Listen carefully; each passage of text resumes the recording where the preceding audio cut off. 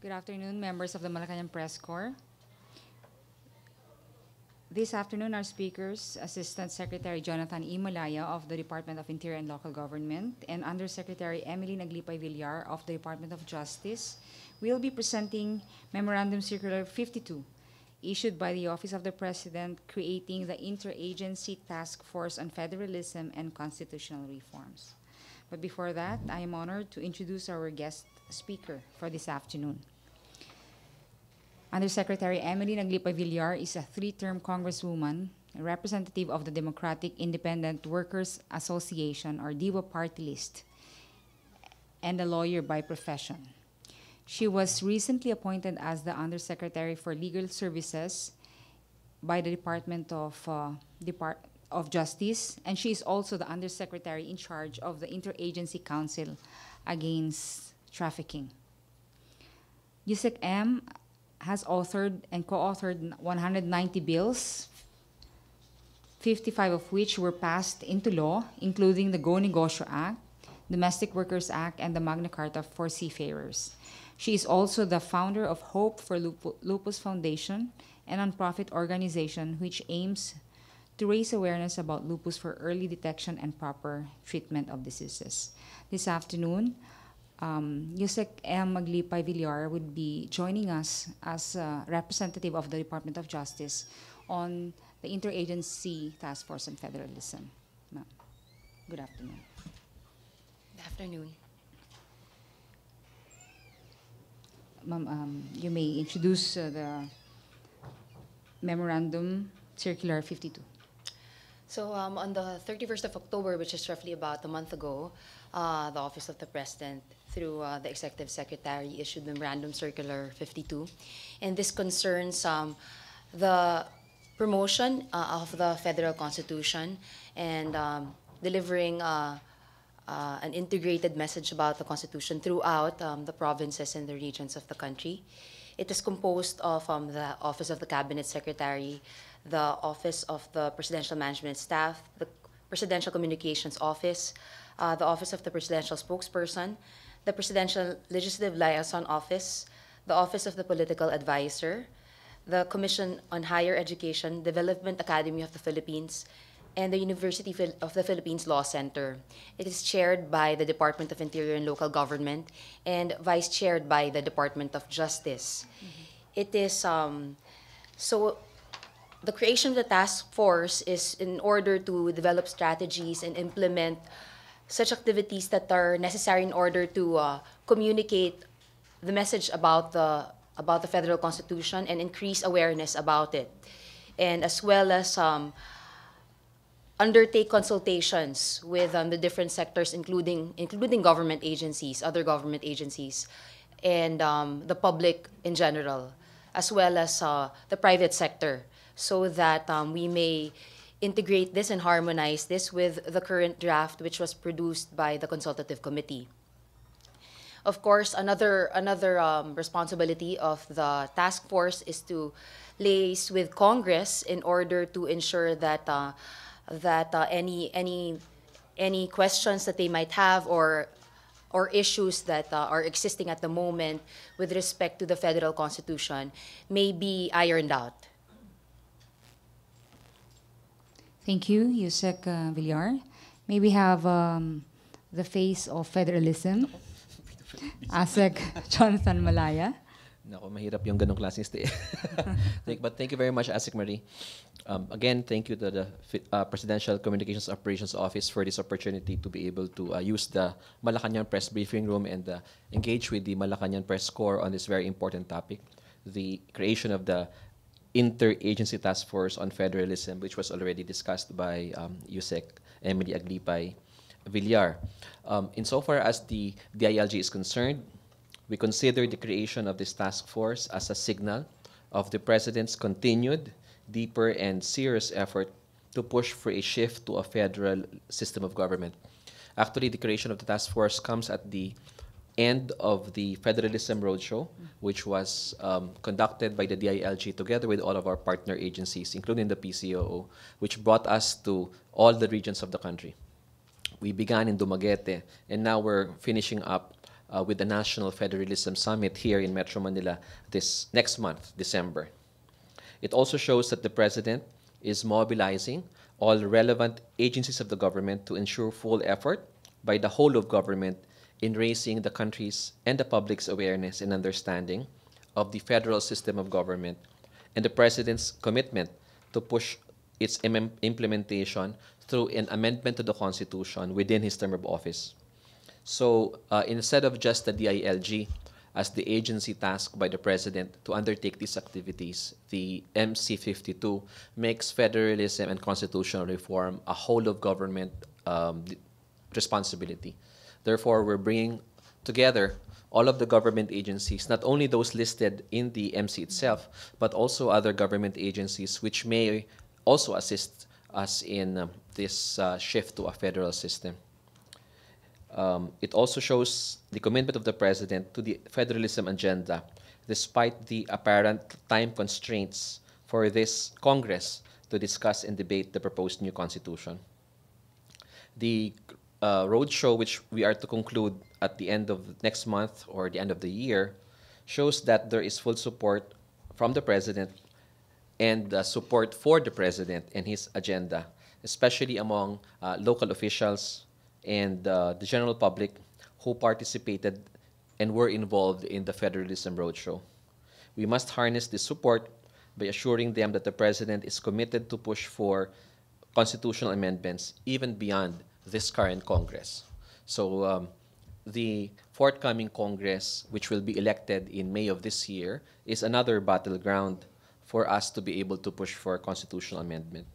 Now, on a not really related development, but since it's since this morning it was announced by the Regional Trial Court that the 3 policemen were found guilty, no, of killing Kian de los Santos. I'd like to make a short statement in the behalf of the DILG. The Department of Interior and Local Government respects the ruling of the Caloocan Regional Trial Court, Branch 125, which found 3 Caloocan policemen guilty of the killing of Kian de los Santos during an anti-illegal drugs operation in Caloocan in August of last year. The verdict imposed by the court on the 3 cops proves that justice in our country is blind and does not distinguish whether one is in a position of authority or not. The conviction shows that the government is on the side of the oppressed and does not condone nor tolerate any wrongdoing by persons who are tasked to enforce the law. We in the DILG would like this conviction to serve as a warning to the Philippine National Police to be always worthy of their badges and always uphold the law as they perform their duties. Law enforcers are expected to serve and protect the people. Scalawag police officers will never be tolerated by the DILG. As persons who are duty-bound to keep the peace, they are expected to strictly adhere to the rule of law and respect human rights in the performance of their duties. The DILG assures the public that it will continue to intensify its internal cleansing efforts to rid the police of misfits and scalawags as we remain strongly committed to the President's campaign against criminality and illegal drugs. With that, may I turn over to Asik Marie. Thank you. Thank you, Asik Jain. Questions?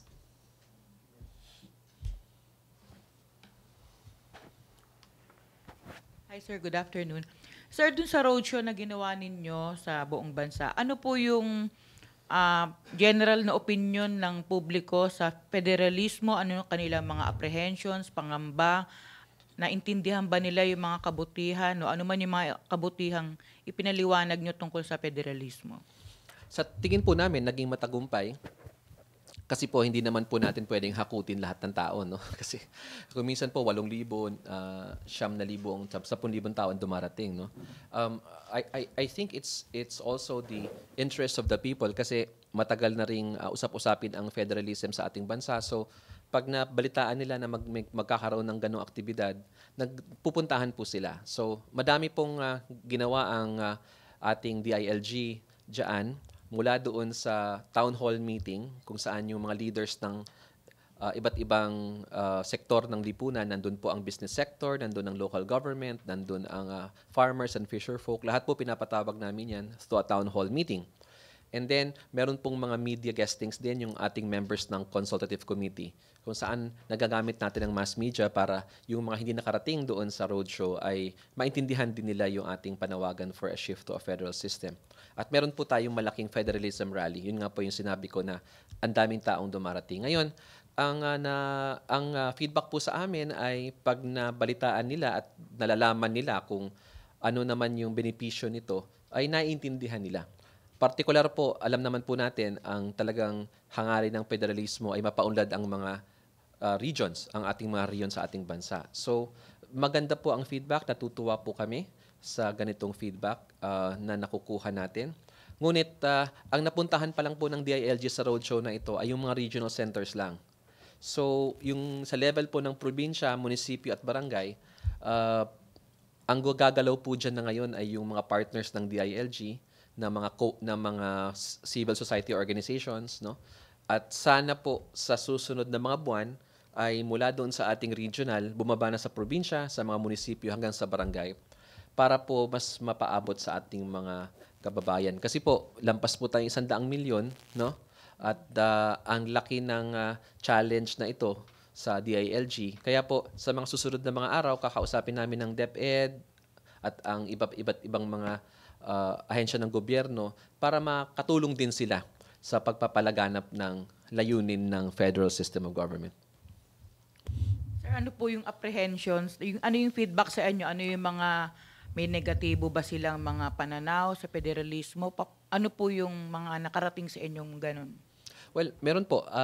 Yung iba pong mga empleyado ng gobyerno, may agam-agam kasi kinakabahan sila kung mawawala na ba sila sa national at malilipat sa lokal, or mawawalan sila ng trabaho, or mase-separate from the service, no? At ang pinapaliwanag po namin sa kanila ay hindi po mangyayari yon kasi yung tungkulin nila, whether state man or regional level or national level, kailangan pa rin gampanan.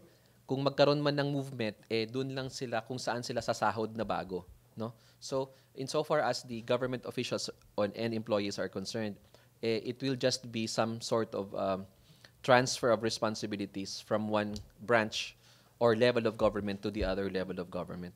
Yung iba naman pong mga tanong, especially ng mga LGU, ay kung maaapektuhan ba yung kanilang internal revenue allotment, no? So, pinapaliwanag po namin na nakakasiguro nga po tayo under federal system na mas lalaki pa yung kanilang revenue kasi mas madaming taxes na matatanggap, no, ang ating mga LGU. So, with this continuous discussion and dialogue with our partners, no, mas naliliwanagan po ang ating mga kababayan. Ay, last na lang po. Ano yung relasyon ng inyong task force dun sa legislative po, sa legislature? Okay, gaya po ng sinabi ni Undersecretary Emeline Aglipay-Villar, ay kasama rin po sa tungkulin ng task force ay to liaise with Congress. So sa mga susunod pong araw, ay kakausapin na po namin in particular, the leadership of the House of Representatives at makakatulong po siguro si Yusek kasi dati siyang member of Congress, no, para po ma-harmonize yung findings yung rekomendasyon ng CODCOM, yung findings ng task force at yung binabalangkas nilang federal constitution sa Kongreso. So kasama po yun sa tungkulin ng interagency task force. Thank you. Alvin. Sa mga nakaraan sinabi niyo merong mga revisions na na gagawin. Tapos na ba yung mga revisions doon sa draft before you finally submit it sa Congress?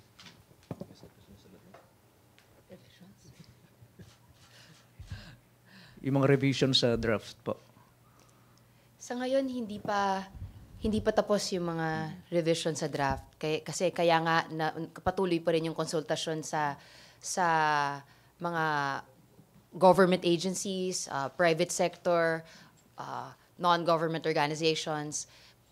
Kasi bukas pa rin kami sa kung ano man mga komento nila tungkol sa produkto ng consultative committee. Kung meron silang mga gustong i-suggest sa amin na para para mapabuti palalo yung current draft natin, ay bukas po kami doon. Kaya nga po, parte ng responsibilidad ng task force ay konsultahin sila.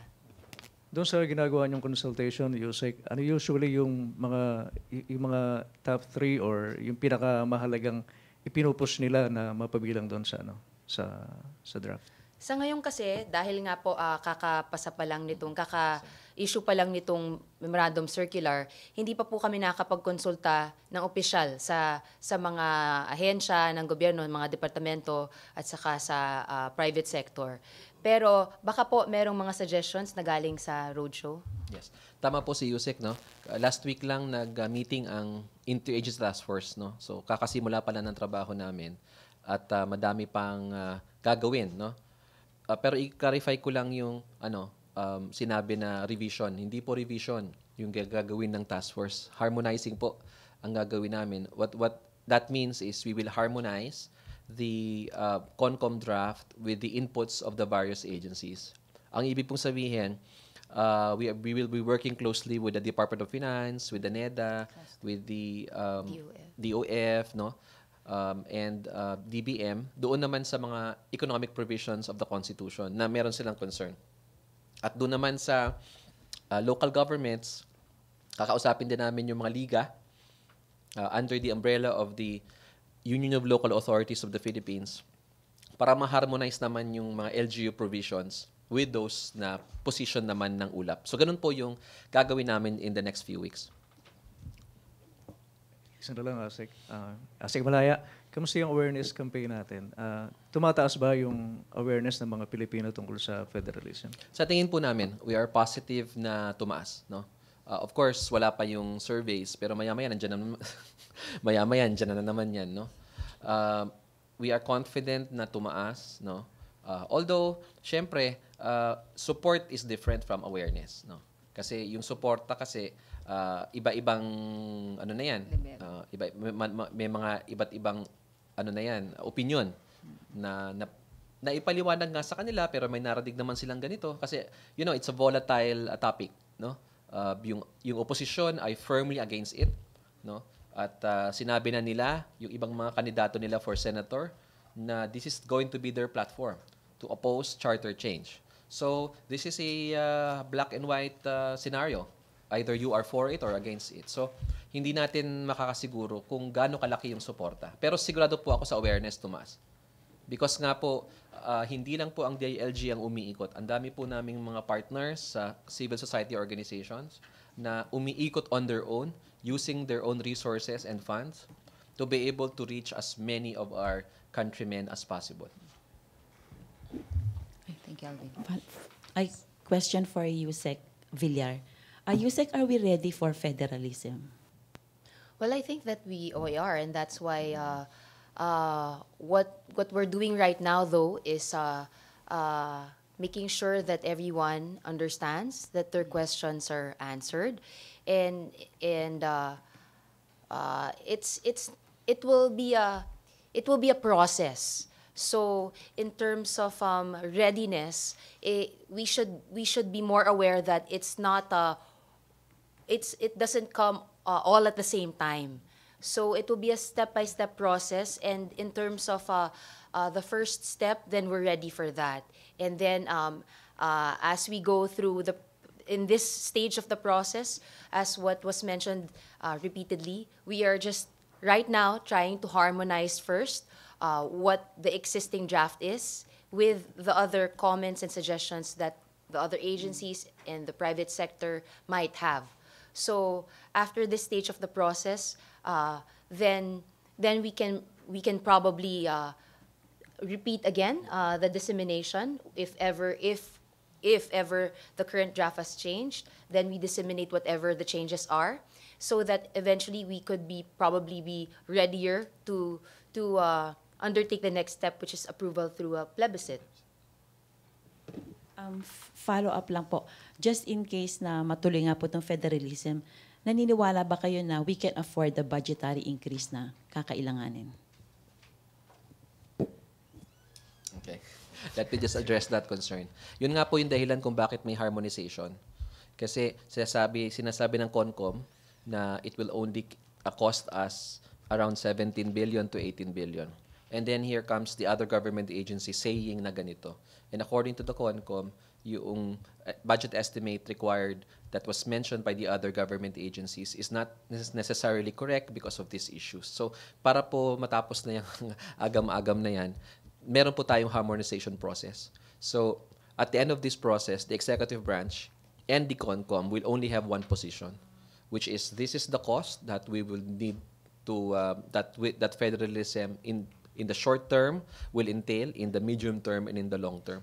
Sa tingin ko naman po, if we prepare ourselves early, we will be able to address and provide funds for all those requirements as we go along.